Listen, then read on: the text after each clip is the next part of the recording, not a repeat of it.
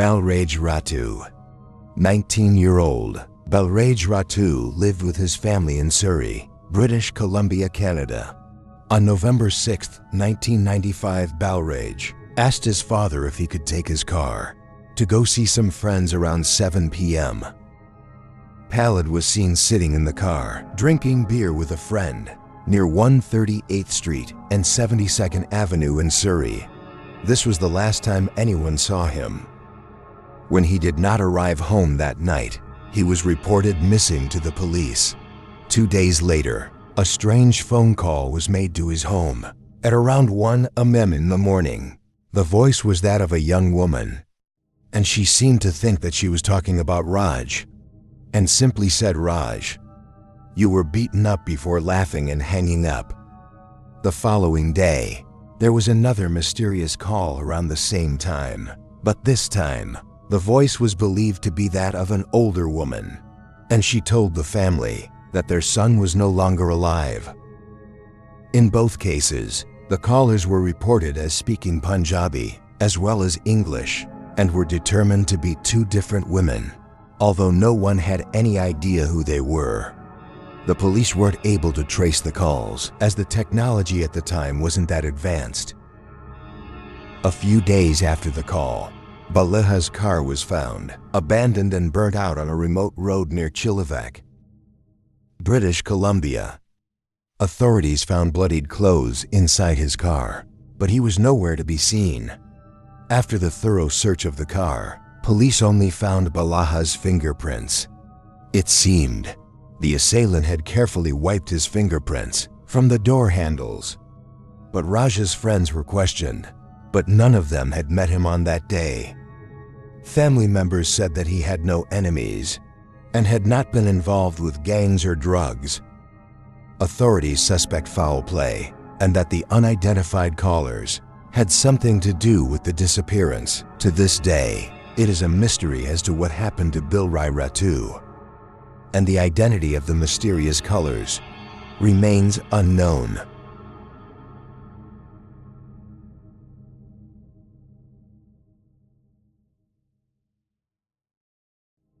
Alyssa Mclemore.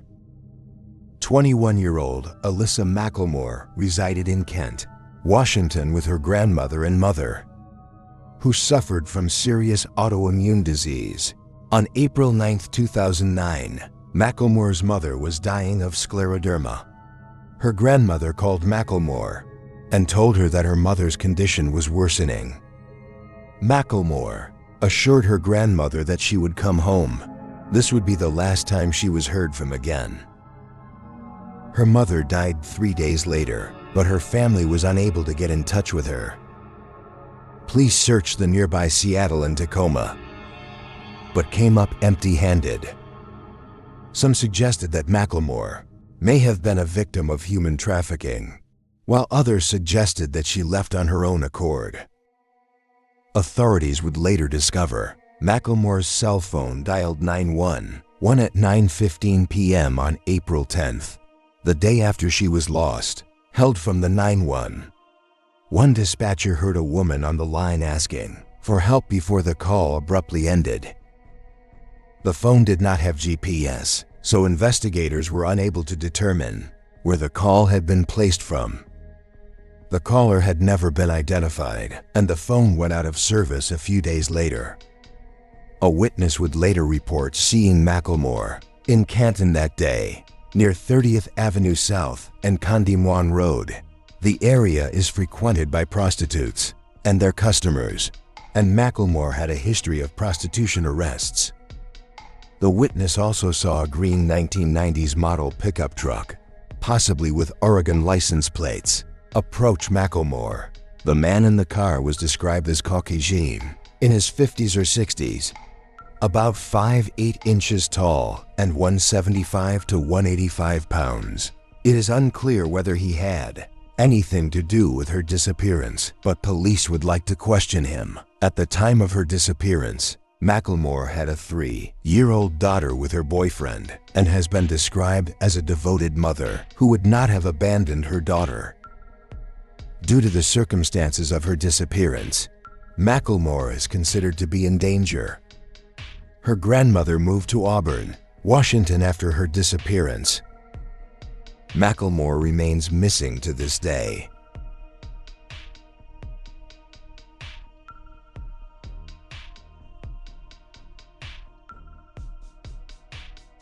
Andrew Carnegie Whitfield. Andrew Whitfield was the nephew of the famous steel magnate, Andrew Carnegie.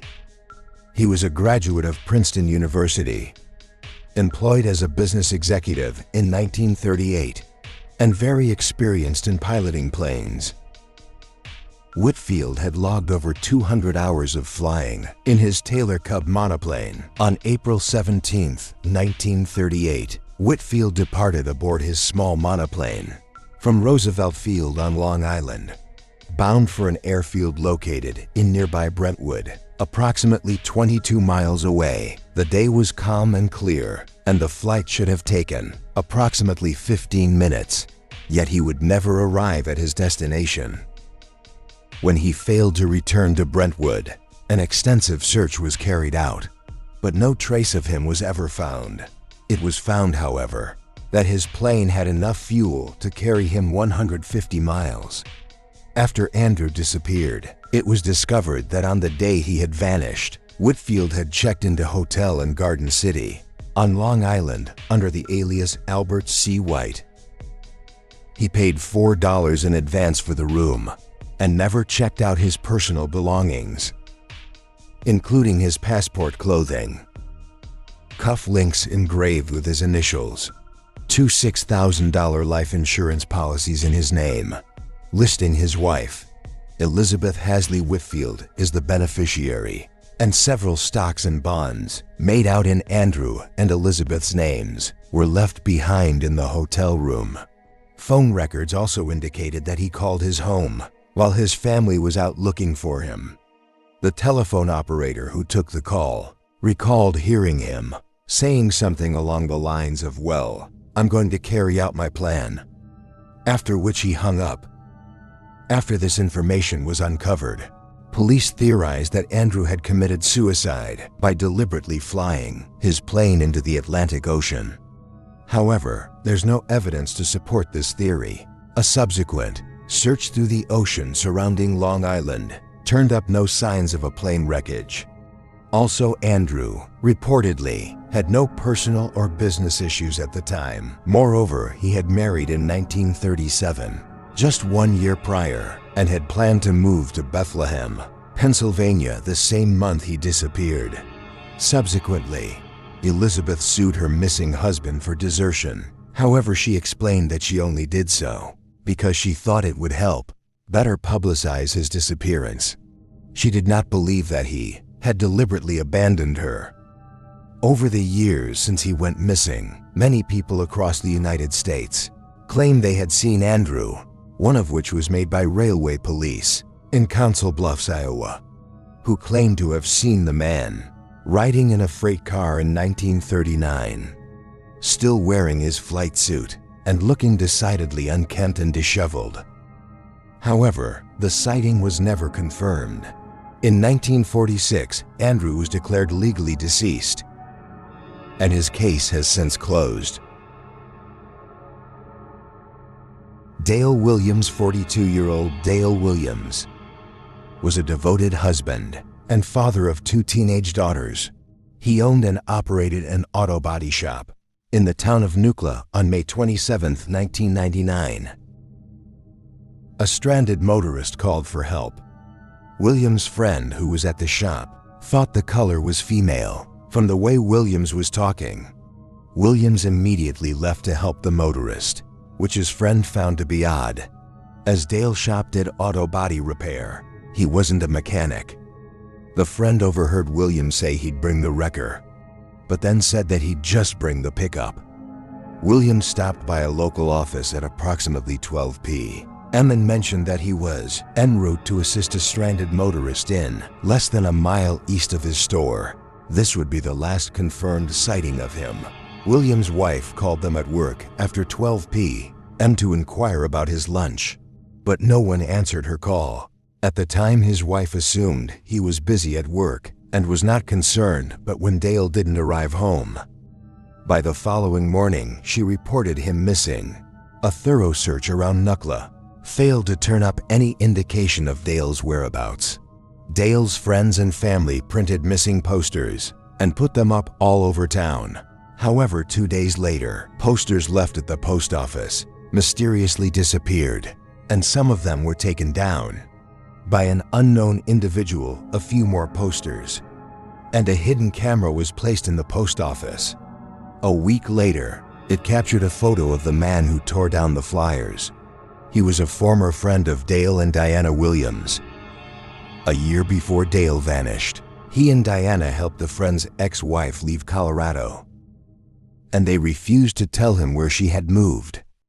A month later, Dale found several disturbing items outside of his shop, along with several torn photographs of the friend and his ex-wife. There were several .22 caliber bullets. A few days later, Diana made a strange discovery in the drop box at a video store. She managed a .22 caliber revolver. The gun, like the torn photos, had been stolen from Dale's shop. Police questioned the former friend about his involvement in Dale's disappearance, but he denied having any part in it. He was also able to provide an alibi for the day of the disappearance, which was confirmed. 6 weeks after Dale's initial disappearance, his truck was discovered submerged in 10 feet of water northwest of Nucla in July of 1999. The vehicle was located in a confluence of the San Miguel River and the Dolores River. Williams' wife viewed photos of the truck afterwards and noticed that the driver's side window was partially closed. She said her husband always drove with an open window. The ignition was turned on, it was in gear, and the angle between the highway and the river was extremely sharp. Authorities believe that someone deliberately drove this truck into the river. Another odd fact in this case, it said a witness reported seeing Dale's truck back at the auto body shop at 1:30 p.m. This was approximately 90 minutes after he departed. To assist the motorist, another witness, an individual matching Williams' description, at approximately 6 p.m. on May 27th at a market in Natarita, Colorado. However, investigators have been unable to confirm either sighting. To this day, police have failed to locate or even identify the person who called to request Dale's help. There have been no arrests in the case, and Dale remains missing to this day.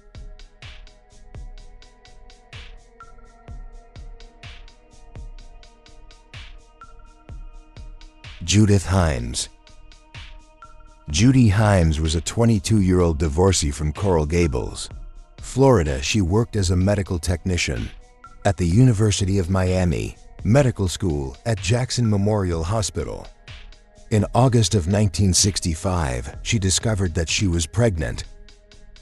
When she went in for her pregnancy test, she used the name B. Kenny in order to keep her condition a secret. She was unmarried at the time, and there was a considerable social stigma attached to having an illegitimate child. On September 14, 1965, Judy vanished without a trace and has not been seen since. On the day of her disappearance, she told her friend Marilyn Jackson that she was leaving work early that day to go shopping for a watch. She withdrew $300 from her bank account. Although she claimed that she was going to use the money to buy the watch, it is believed that she instead used the money to pay for an illegal abortion. Police determined that she contacted a close friend of hers who helped arrange an abortion through suspect named Dr. George Hyams. Dr. George Hyams was a Hungarian immigrant who posed as an accredited physician. The last time she was seen was when she was on her way to get the abortion. 3 weeks later, a rental car registered in Judith's name was found 650 miles away in Atlanta, Georgia, with blood smeared on the back seat. One local claimed to have seen a man park the car and carry off a large, heavy-looking duffel bag, and subsequently leave the area. This man was never identified. 3 months later, George Haddu was arrested for impersonating a physician. However, soon after, he jumped bail and left the country vanishing, making it impossible to question him. On Judith's disappearance, Judy remained a missing person, and the case went cold for 24 years. Then in March of 1990, Coral Gables police captain Chuck Scher received a phone call from a man claiming to be Steve Brown, a popular radio talk show host in Omaha. Steve told Scher that an anonymous caller had given him information about Judith's disappearance. Scher told him that he was unfamiliar with the case and would have to call him back. The next day, when Scher called the station back, the radio host said he had never heard of the Judith Hyams case and had not called Captain Scher. Steve was also confused because the other caller had somehow given Scher his unlisted phone number. 2 days later, Scher received another strange phone call. This time the caller said that Judy Hyams was alive and living in Omaha. In March of 1990, an article about Judy's disappearance appeared in a local newspaper. Shortly after that, Scher received yet another anonymous phone call. This time a man claiming to be with the FBI called and said that he had information on the missing George Haddu. The caller said he had recently spent several weeks with George Haddu in Budapest and provided a phone number for him. Scher contacted Interpol and gave them the number.